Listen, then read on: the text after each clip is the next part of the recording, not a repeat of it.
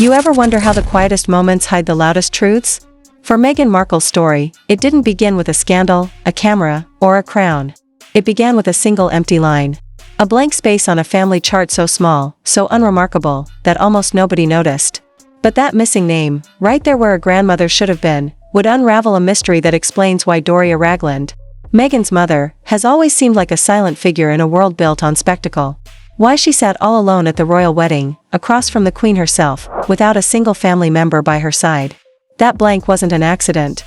It was a warning. May 2018. Windsor Castle glows beneath the weight of history. Meghan Markle, radiant and composed, steps through the ancient stone archway, the hem of her white gown trailing like a promise she can't take back. Every camera in the world locks onto her every breath. Millions watch in awe, convinced they're seeing a fairy tale reborn.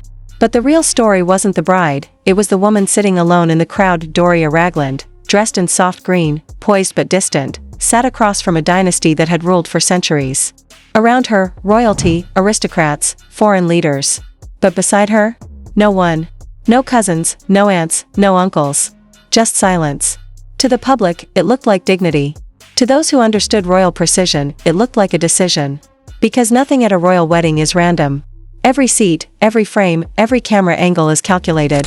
So why isolate the bride's mother, unless someone wanted her alone? Behind that loneliness, there was fear. Not of scandal in the tabloids, but of what the tabloids might find. Deep inside official documents, old birth records, and forgotten archives lay a secret, one powerful enough to stain the spotless image of the monarchy's newest edition. It wasn't about money or fame. It was about blood. When Prince Harry announced his engagement to Meghan, the British press did what it always does, built her family tree. Every royal spouse gets one, a neat diagram that stretches backward through time, connecting blue blood to common roots. But when reporters reached Doria Ragland, the chart hit a dead end. The name of her mother, Meghan's maternal grandmother, was gone. No birth date. No origin. Just a blank. At first, it was brushed off as an error. Maybe an oversight. But the more genealogists searched, the more that same gap appeared across multiple databases. Different records. Same empty space. It was as if someone had carefully erased the same name over and over again. That's when whispers began. Was Doria adopted? Was her mother unknown? Or had someone decided the truth was better buried? That blank line wasn't silence, it was a wall. And when researchers started climbing it, they uncovered something that would make even Buckingham Palace hold its breath. Months after the royal wedding, independent investigators pieced together fragments of birth records, cemetery logs, and church archives. Finally, one name emerged: Janet Arnold. Born in 1929 in Ohio. Died in 2000. At last, the void had a name. Janet Arnold, the woman who connected Doria Ragland to generations past. But with that name came more questions. Because once you find one truth, you start uncovering all the others. And that's when everything went dark. Janet's parents were listed as James T. Arnold and Natalie May Allen Pritchard. Nothing strange at first glance. But when those names were cross-checked against earlier census data, a chilling pattern appeared. Both James and Natalie shared the same mother, Gertrude Elizabeth Sadler. The same woman listed twice, once as James's mother and once as Natalie's. That could only mean one thing. Janet Arnold's parents were half-siblings. The erased name wasn't an accident. It was an act of survival. If true, that would mean Meghan Markle's great-grandparents shared the same bloodline, a secret so taboo, so unthinkable, that even a century ago it was considered criminal. That's why Doria's mother's name disappeared from every record. That's why Doria Ragland grew up with fragments of family stories that never quite made sense. And that's why, decades later, at the height of her daughter's royal rise, she sat alone in a sea of power, silent, elegant, carrying the burden of a secret too dangerous to speak aloud. Inside palace walls, the discovery sent quiet shockwaves. When Prince Harry's relationship with Meghan turned serious, background checks began, standard protocol for anyone entering the royal family. Genealogists traced both bloodlines, looking for any historical blemish that could spark a headline. When they reached Doria's side, they found it. That missing name. That connection. The family link that couldn't be explained away. Behind closed doors, aides whispered in code. The Windsors had survived affairs, divorces, even abdications, but a taint in the bloodline of a future duchess? That was a threat to the brand itself. Meetings were held, reports sealed, and a quiet decision made. The safest choice wasn't to hide Meghan. It was to isolate Doria. That's why, on that sunny May morning, one woman sat alone across from the Queen. No cousins. No relatives. Just controlled distance disguised as royal decorum, because in the monarchy's world, silence is protection. What the cameras captured that day wasn't loneliness, it was strategy. Every empty chair, every gap in the pew, every calm expression on Doria Ragland's face told a story the world was never meant to hear, but secrets have gravity. They pull. And when something this heavy is buried, it doesn't stay buried for long. Months passed after that wedding, yet something in Meghan Markle shifted. She smiled for cameras, waved for crowds, and posed for history, but something behind her eyes had changed. She began pulling away, little by little. No more casual visits to Los Angeles. No big family gatherings. When Doria Ragland appeared, it was rare, a quiet, almost ceremonial presence, and then she'd disappear again. The public called it privacy. But maybe, just maybe, it was protection, because by then, the secret was no longer a rumor whispered in royal halls, it was a paper trail.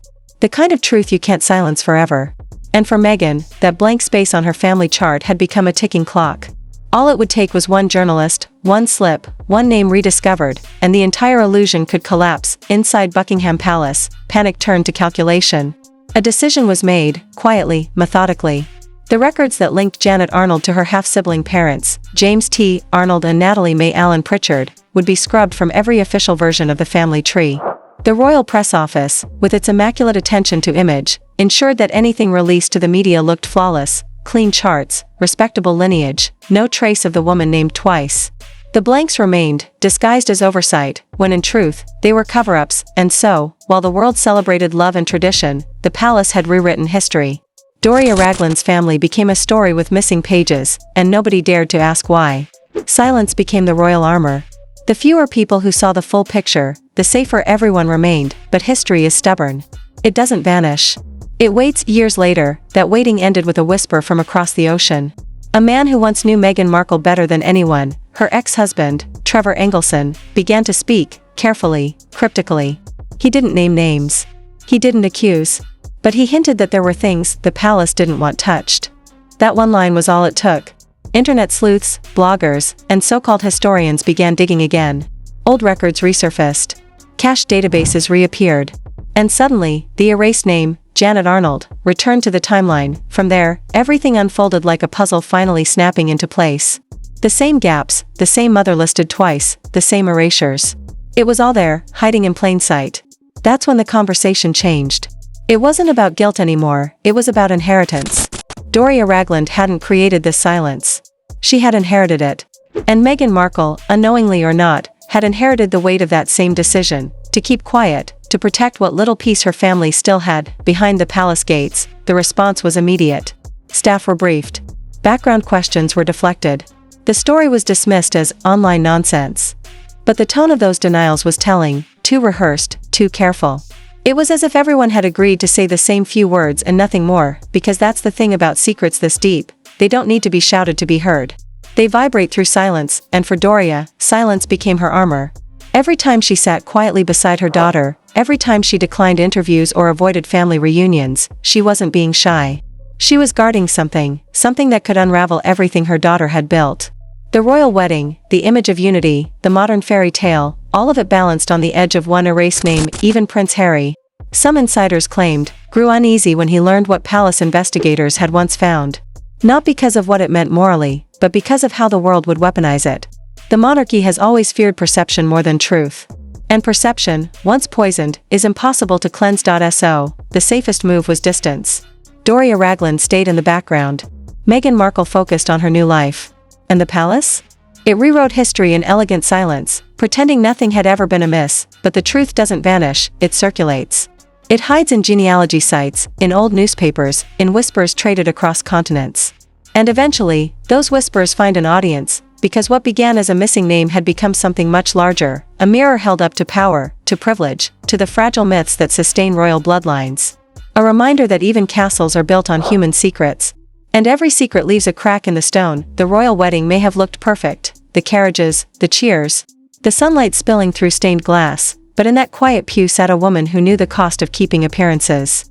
Doria Ragland, calm and composed, across from the Queen, surrounded by centuries of history, carrying in her silence the truth of everything left unsaid. And when the world looks back one day, maybe they'll understand, it was never the scandal itself that haunted this family. It was the silence. Because silence is the most dangerous legacy of all, the missing name, the empty seat, the blank record, they weren't mistakes. They were confessions, hidden in plain sight. And once that silence breaks, it doesn't whisper. It rewrites history.